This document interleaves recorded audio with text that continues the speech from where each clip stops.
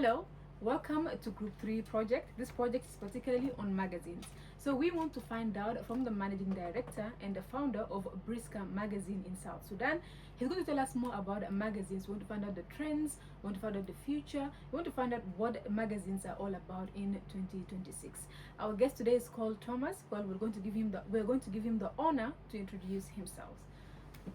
Thomas, you're welcome. Thank you very much, Kafuki.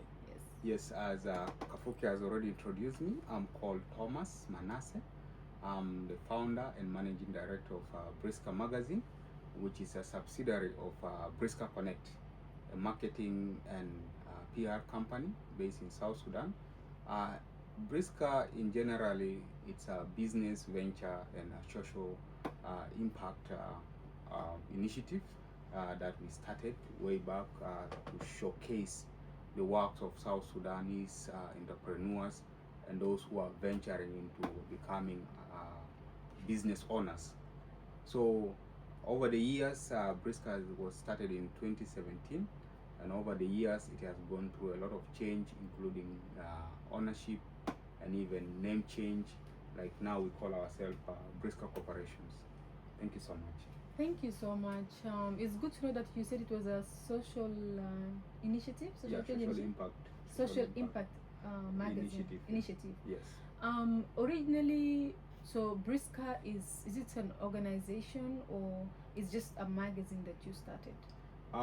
Briska, there's Briska Connect Company Limited, and then there's a Briska Magazine. Briska Magazine is a subsidiary of Briska Connect. Okay. Yes, so yes. It is the social initiative or the social impact initiative that we started it to promote entrepreneurship in the country. Okay, yeah. Entrepreneurship, and I'm guessing social impact as well. Exactly. Those who are already doing a lot within the country, initiatives that bringing youth together, businesses, young founders, innovators, artists, and so many of those in the entertainment and creative industry. That's great. So, of course, we want to find out, because you said you started Briska magazine in 2017, and this is 2026 now. So much has changed. So, what has changed in the magazine industry from your perspective as a founder at that time? Yes, thank you very much. That's a very good question. Over the years, the magazine has evolved through many stages. Not only for Briska or South Sudan specifically, but globally, we were able to see that there's a wider trend from advertisement to magazine printing. One of the major trends I can say in the magazine industry is the shift from the traditional printed magazine to now a digital sort of magazines or digital transformation where magazines are now advertisement. Gone are the days where you walked on the streets, you see magazines printed, sell on the fronts of the shops, or some vendors moving around selling magazines. Gone are those days. And also gone are the days where you find a lot of magazines in existence. Nowadays you see a lot of digital platforms taking over publishing, and even people have also changed, like nowadays people are more digitalized. They want to see something that they can interact with, more especially on the phone or even on a digital format that easily. And then we also saw in terms of advertisement, companies are more into now not really much of printed magazines, because we all know the printed, it's sometimes very hard to get instant feedbacks, or in terms of if you have something that is printed, rather than having something that is already digital, where you can share it through the digital platforms and you can get instant feedback interactions. So these are the changes that we are seeing happening in the magazine industry. And even on a broader scale, you will also see that there is also a trend from eco-friendly, the environmental impacts. Anything you print, the environmentalists will be so cautious that why are you having these printouts or are you conserving on the environment? And so nowadays cases of magazine printed and any other printed has become so limited. Yes. Yes. And have you noticed any like the effects? Because when you talk about digital media and its effect on magazine that is printed and being put out for people to read, and you said environmental concerns and cautions are also there. But do you think that it has affected the magazine industry in a good or a negative way? I would say that it has both positive and negative impacts. On the positive bit of this is that we were able to see in one way or the other, um, viewers or readers are able to interact with the content in different multimedia formats. Like apart from just having text printed out, nowadays with the digital transformation, we can have infographics, we can have it in form of storytelling, in form of videos, even podcasts, and this alone has really affected it in so many ways that you see people are able to interact with the content and the magazines very much faster. On another thing, on the positive note, is also that we are able to see a sort of integration with content creators or influencers, whereby if you produce a magazine and you are able to engage a content creator or an influencer who can be able to talk more about your project, your product. The magazine gives more insight and all that. However, on the negative bit of that transformation is that you will we have seen a lot of especially decline in terms of advertisement, which is the major source of revenue for the magazines. Advertisements have really gone very down, and this has made so many magazines to struggle on nowadays, even the cost of production. For you to get a graphic designer or people who collect for your contents, at times it has become so expensive compared to now the platforms we have, like the AIs and others, which has really. So when it comes to revenue, does magazine only get revenue from advertisement, or is there any other way magazines can generate revenue? Basically, I see magazines create revenues from majorly three sources. One of them, as you already mentioned, is the advertisement bit, which is a major source of revenue for magazines. In some magazines, those international magazines, you can even get an advertisement that goes for almost $1 million. So advertisement alone is a major source of revenue for the magazines. The other source of for revenue is the subscription or the circulations. Like at times nowadays you can even get a digital subscription of the magazine. Like you subscribe and you're sent the digital copy of the magazine, and even circulations after you printed your magazines, the distributions to the different vendors that you have. So that also a quick way of generating revenue. The other third source of generating revenue is through the events and experiences. Like for instance, hosting an event, and you hire a magazine company to do for you the content, what your event is all about, having a specified magazine just for that event. It really creates a lot of experiences, and people are able to view the pages, and they're able to retain and recall it over a period of time. Could you talk to us about the audience of magazine? Basically, the audience of the magazine depends on your audience fragmentation. Yes, like for us as Briska magazines, what are our focus? Or what kind, who do we write to? Or what do we target? Audience fragmentation can be in terms of demographic or psychographic. Demographic could be the particular industry that you're doing. For instance, fashion and beauty, uh, business and finances, talks about parenting, health, um, you know, like when you're into fashion and beauty, perhaps you're looking at young women who are between the age of 18 to 35 who are so much into fashion, you know, living in urban places like Juba, Nairobi, who are seeing these fashion events on TVs. And when you're talking about business and finances, perhaps these are new entry people who are getting into the business, young and women who are much interested into, you know, starting or knowing more about business, making money, compared to audiences like when it comes to segments like health and and food. You know, you're also looking at a different category of people there.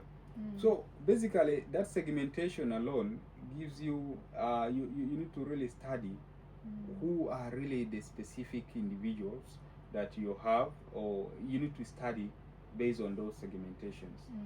The other form of also knowing your audience is through. Welcome back from that break. We're still continuing with our discussion about magazines. So we want to find out about the challenges magazines are facing. What are some of the challenges that you have faced as somebody who founded a magazine or is managing a magazine? Yes, thank you for that question. First and the foremost challenge we face is the high printing cost that sometimes revenue generated through advertisement, it's very hard to recover. The other challenge could be also related to the advertisement. As a local magazine, the interests of the advertisers were quite lower, especially if you're not able to give a proof of audience engagement on your magazines, the number of subscribers, they just shy away. And then the other challenge is the digital integration, the AI, and now the digital platforms, which has almost taken over. So if you're not very flexible, these challenges can easily put you out of business. Yeah.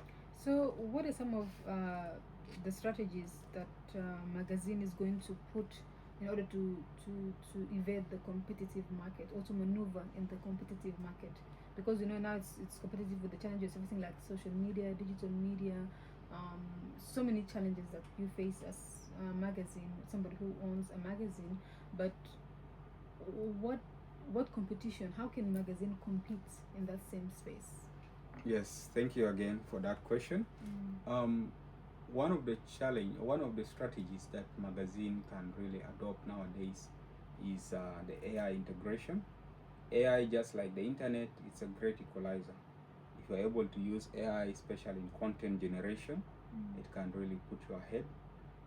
The other strategy is the ability to also avail your magazine in different multimedia platforms. Apart from just having a print copies, you can do infographics, you can do a storytelling, you can also as well do a podcast of that, which should be able to give you a much inclusivity in terms of reaching to a greater audience. Yes. The third strategy that I felt specifically for South Sudan is a donor-sponsored content, whereby there is a lot that is happening in the country, more especially in the sector of the humanitarian. So if you are able to get a donor that can really sponsor some of these initiatives and you are able to bring out the story out very well, I think that will be also a very good strategy. And then having a hybrid of both the print and the digital. Nowadays we say digital first. In terms of your reach, you have to ensure that you first present it in digital formats, and where need be, you do some printouts. Yeah. And what are some of the trends that you see that are shaping the future of magazine publishing? Um, the major trends here, we're talking about AI.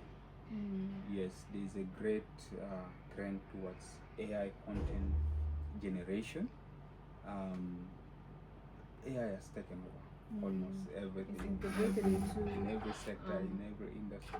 yes. Yeah. So the ability to generate content out of through AI, it can be a very good trend there. And then digital first. Digital first is also a very great. That is a good trend. exactly. Yeah, that we see Yeah. coming up with magazines. And I want to find out from you also with AI and how everything is moving now digitally and a lot of competition for magazine, printings, environmentalists being cautious. What is the future? The future of magazine? The future, I would say, is not really very far from the trends, despite the fact that things are changing rapidly. I'm imagining a future of a magazine that is more personalized. You know, like earlier on when I said about the segments, you know, nowadays young adults or particular audience have particular interests of what they want. Those in fashion, they may want to see what new is your magazine bringing in. Gone are the days where you have a magazine that almost covers every part. Nowadays, people will just see it from the cover, from the content. They can say, "Oh, I'm not interested." So the ability for you to be able to discover that niche, that market niche, is a very powerful thing. So as you can now be able to strategize and see how you can deliver. And of course, I will insist on also saying that the aspects of sustainability, sustainability and um, and privacy issues, not really, but sustainability and ethical issues. Doing something that is more sustainable, environmental friendly, and when you talk about ethics, people want to see authentication in your work. How authentic are you conducting? How free are you able to interact with your audiences? Someone should be able to see a natural energy that comes out in your content as you present them or as people interact. You know, that alone should be able to inspire them. So generalization may not really be so much into this industry, but you need to focus. You need to know how best you can use AI integration, how best you can be ethical, transparent in terms of even saying some of the stories, like what the industry, the major magazines are doing. Some of the billionaires they interact with on what, for instance, on the question, what makes you a billionaire? So they are able to just be themselves. They're able to tell their stories, and someone out there should be able to relate with it. Yeah. So these are some of the future, especially if you want to engage audiences, and also having a platform that audiences can easily interact, can easily come and comment, find out more about your magazine, and be able to give a real-time information. The other trend for the magazine on the future or the future of the magazine is the real-time analytical of human behaviors. Like if you go on social media and you posted a post, you will be able to see how people react, how comments, and Facebook in one way or the other is able to analyze those information and is able to tell you, yes, this is what how people interact with your calls, this is what people are saying, this is what your conversations are, and with some AI features, it can really gives you a snapshot of what you really need to do, or how they perceive this content. Is it helpful? Is it not helpful? and how best can you bring in something Mm. that is really to their needs. Yes, that is really great. We have come towards the end of the interview. I want to thank you so much for your time and taking the time to be here with us and letting us know about magazine and the trends. And of course, I'm really interested in knowing, maybe just generally, what makes magazine unique. Like from all forms of media, we have newspapers, we have people who do graphic designs, posters, to advertise things. We have different forms of advertisements and information. To you, what makes magazines stand out from all these other forms or outlets that we have out there? That's a very good question. Mm. Let me give you some real proof research on what makes magazine unique compared to other measured media. First and foremost, the magazine, there was a research that was conducted, I cannot recall the agency, but about 52% of magazine readers said they have high recall and trust on magazine advertisement than on digital advertisement. 52% of all the trust of all the measured media. So that alone tells you that the reality people are able to see whenever they grab that hard copy or that soft copy of a magazine that has already created itself in the industry. It's what people want to see. Apart from now, like if you have two companies, a traditional company that has been there and a newly generated established company. So if these two companies advertise, the other one advertise digitally through the digital platforms, and the other one advertise through the magazine and it is printed. Trust me, more people are going to see, oh, this is really very much authentic. But they might cast doubt on maybe this could be AI generated or some sort of. The other thing about the other unique features about the magazine is the strong return on investment.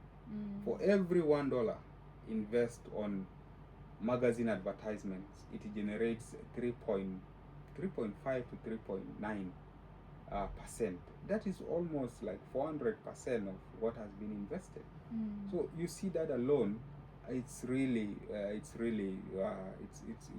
very much promising for the traditional advertisers. The other bit on what makes magazines unique, on average, a study shows that an average magazine reader spends about 43 minutes per issue. That means an average reader spends about 43 minutes per issue. But talks about having a magazine or having something on your phone.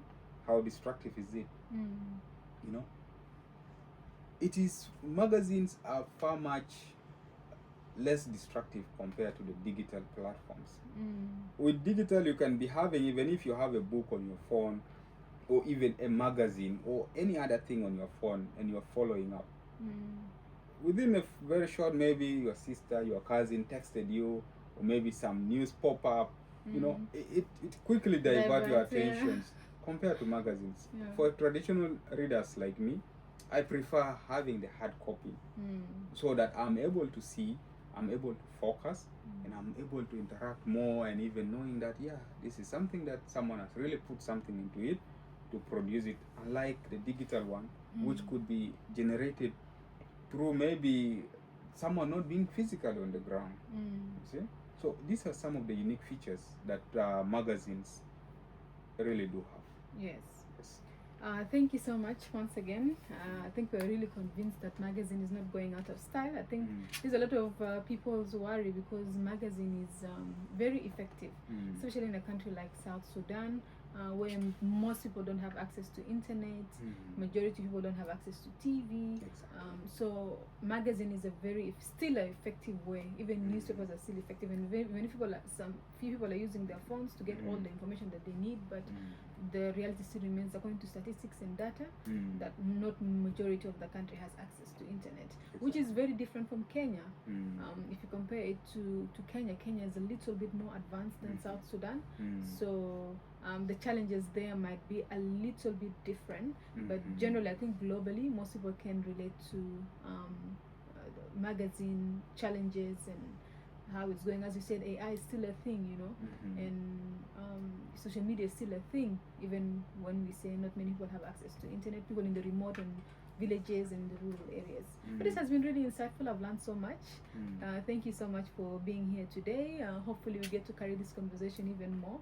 And if people have more questions, maybe we'll find a way to connect you with them so you'll be able to answer some of their questions. Thank you so much for joining us for today's edition. Yes, thank you. Thank you so much.